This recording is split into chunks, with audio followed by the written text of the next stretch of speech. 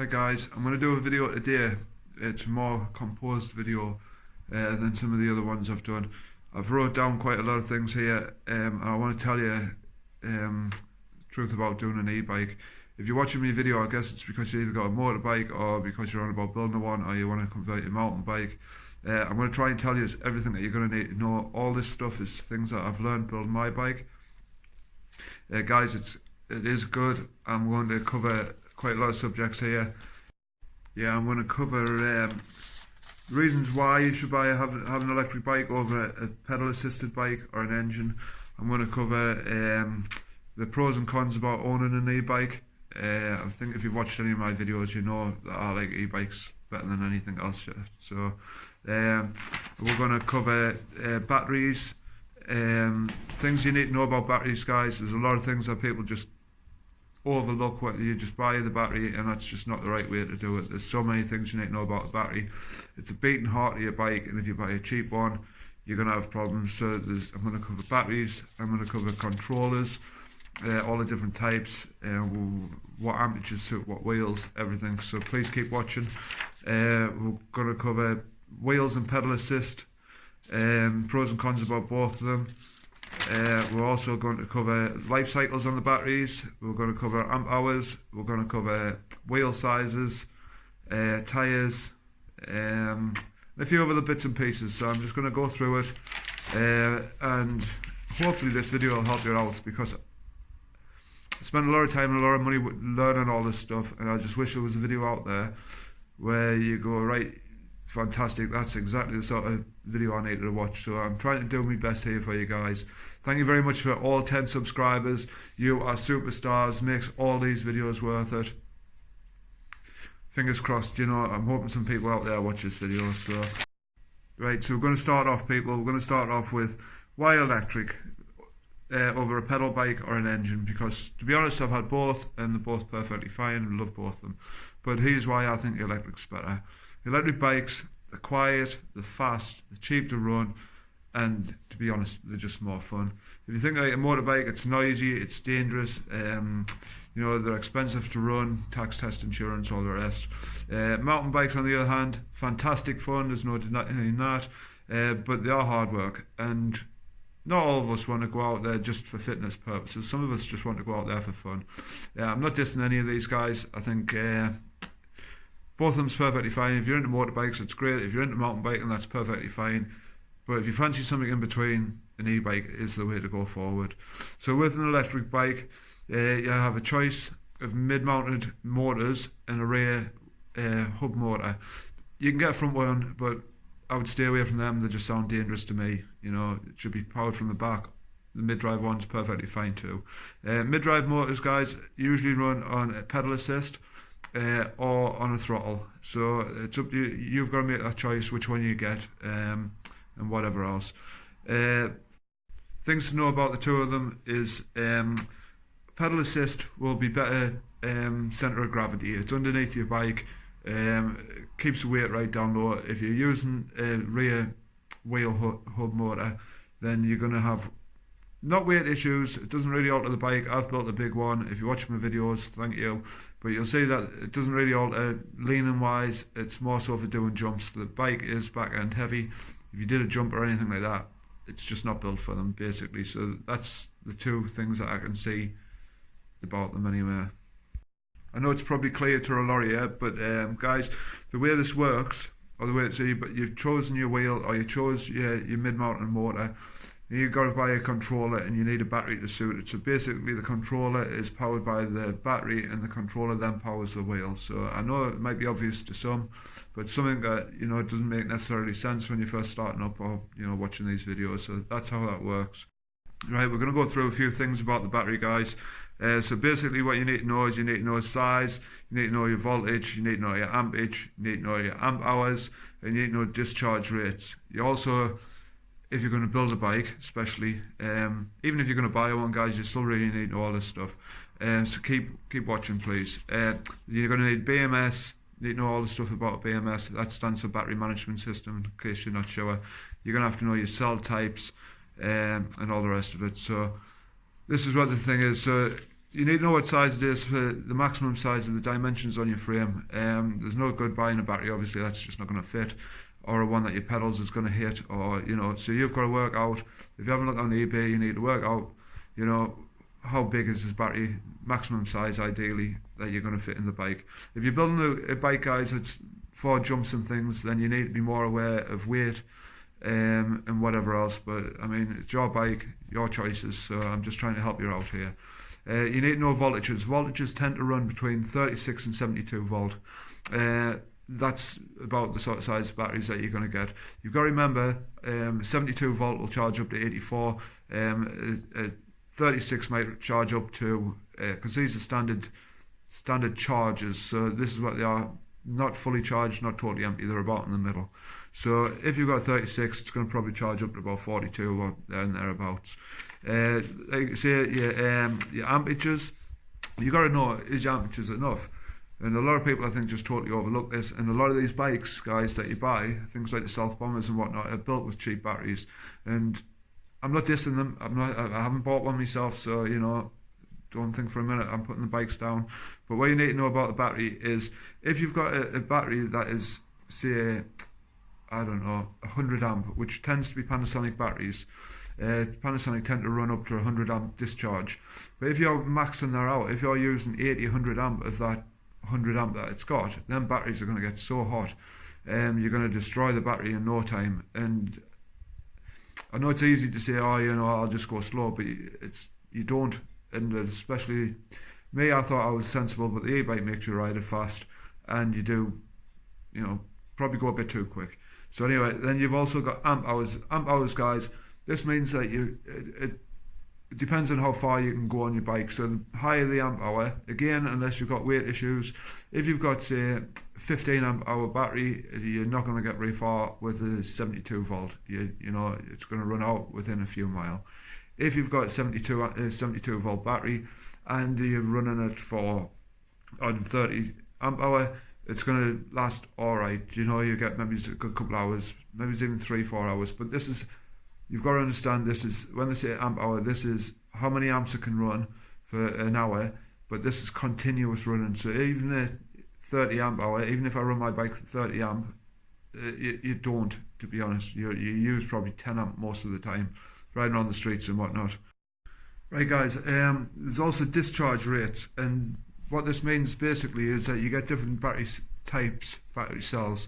So to be perfectly honest, for most of the e-bikes out there, for, you know, a standard e-bike, unless you're building something, you know, mental, or you want a really good battery, then you need to look for discharge rates and different cell types.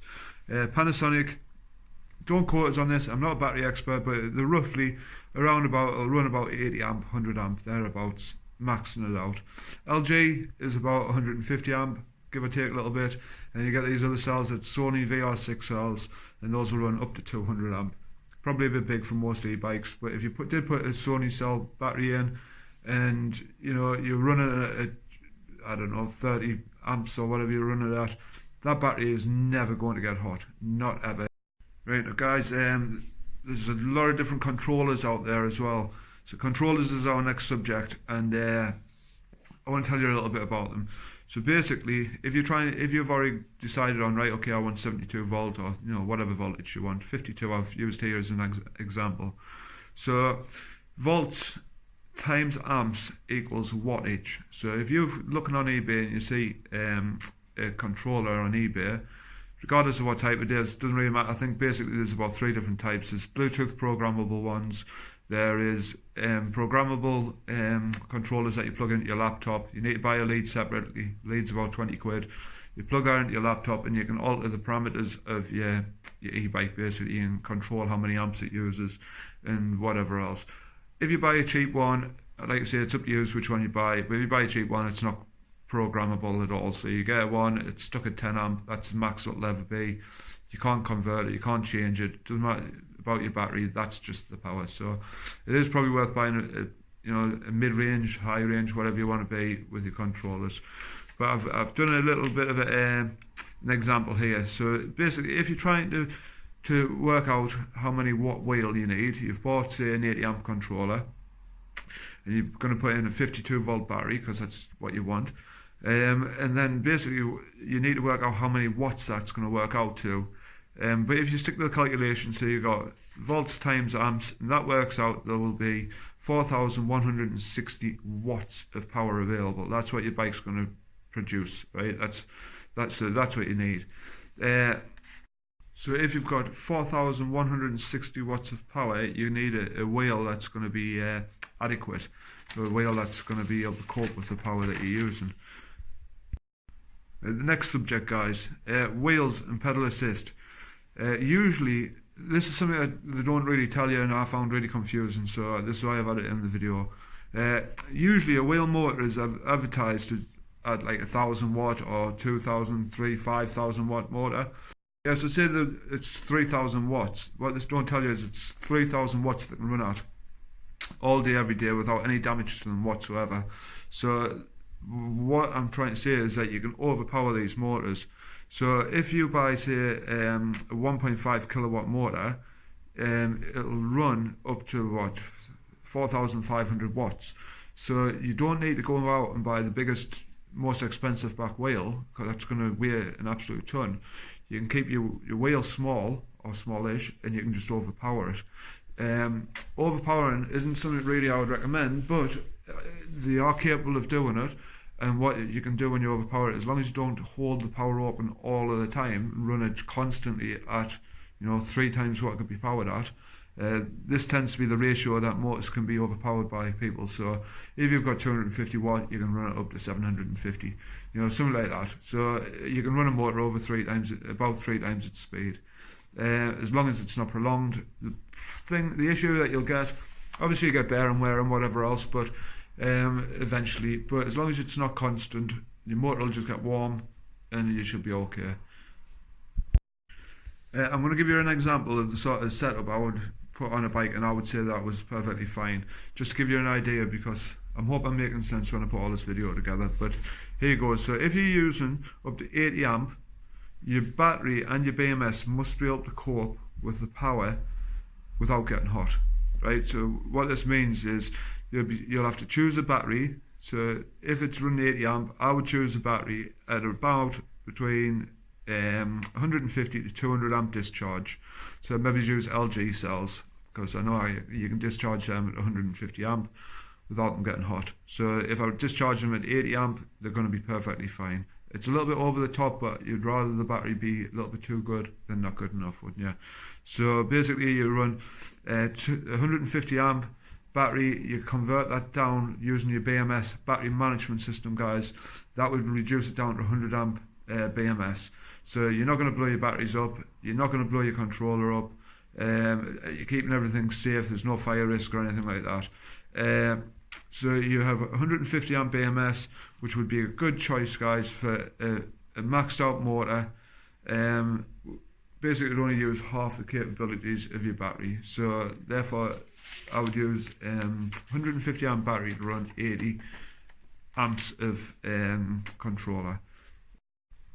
Life cycles, people, with the batteries, I'm sure if you've been looking at them, you understand life cycles, or you've seen them and you think, all right, it's 800, it's 3000, it's LG, Panasonic, Samsung, Sony, they've all got different amount of life cycles.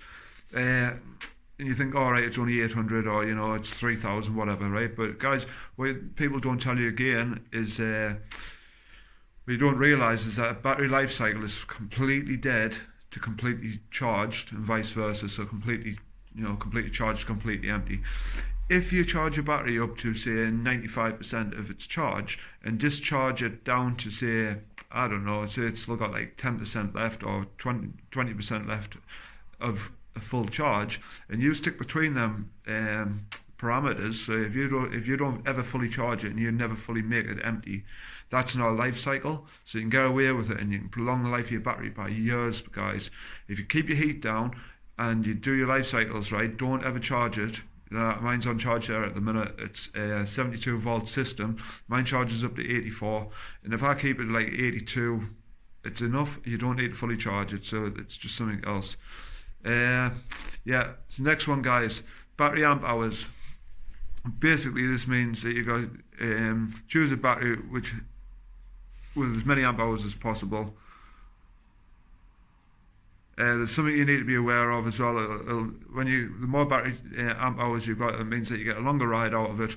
There's something to be aware of though, and this is it will take longer to charge. So if you've got, I could get a 72 volt battery and 30 amp hour, which is what my battery is, or I could get a 52 amp hour one. A 52 amp hour one would take twice as long to charge. So it's just something to bear in mind. Next subject, guys, is I'm just going to skim across this one. It's not a massive issue or anything, but it's something that you should bear in mind when you're building one or buying one. Wheel sizes. Wheel rim sizes play a part. And they do. It's not massive, but I guess it does play a part. A smaller wheel diameter, obvious sense, will give you more torque and a stronger wheel. Yeah, so if you are doing jumps or anything else, you're probably going to need to put a 24-inch wheel on or a 19-inch wheel or whatever. Larger wheels will give you more torque. Less torque, but more top-end speed. Anybody who knows a little bit about gearing will understand that. Tires. The tires is the next subject, and they are important. Using 26-inch wheels is perfectly fine on an e-bike or any electric bike, unless you're making a super powerful one. I've put 26s on mine, and I've got issues. If you've watched my videos, you've seen us get punctures. You've seen the tyre slipping around on the inside of the wheel. I've had to put a tyre gripper in. It's working perfectly fine. The tyres are strong enough and everything else, but I have had issues with it. So what they say and the things I've learned is that you are meant to use, or potentially use, if you're going to build a powerful e-bike, you should really put it on 19-inch wheels. Good things about using 19-inch wheels are that they are more commonly used because you can put motorbike tyres on them. Basically, they've got a harder tyre wall and they're less acceptable to punches. So it's just something to bear in mind. I've put 26s on. Remember, 19s is motorbike wheels. It's a bit motorbikey. I've got 26s. It's a mountain bike, regardless of what anybody says. Do another video. Well, I'm not going to do a video about the laws. I've skimmed across it in a previous video, but what I'm going to do is I'm going to add the link into the description on this video about the laws, guys. If you are building an e-bike or you're unsure, I know fine well that 250 watts of power shopboard bikes is about maximum. But if you're building your own, the law is completely different. I will add the video on the end. And if I can help you out at all, please, send us a message. Don't bite or anything. I will try and help you out. If there's anything else I've missed off the video, if there's anything I'm wrong about, please, just tell us. And I'm trying to be, do a good job here. If any of you has found it helpful, please give us a like and please share my video. It's very much appreciated. It makes us feel like I'm not just wasting my time doing these. If I can think of anything else, I'm trying to keep it open for you guys, because I want you to build your own bike. I don't want you to copy mine. Of course, copy it if you want to, but I want you to build your own, go out and have your own fun. What I don't want to do is get you all caught up in the mistakes I've made and all the financial side of it. So you can make it a lot cheaper by watching these videos. Hopefully, anyway. Till next time, fellas.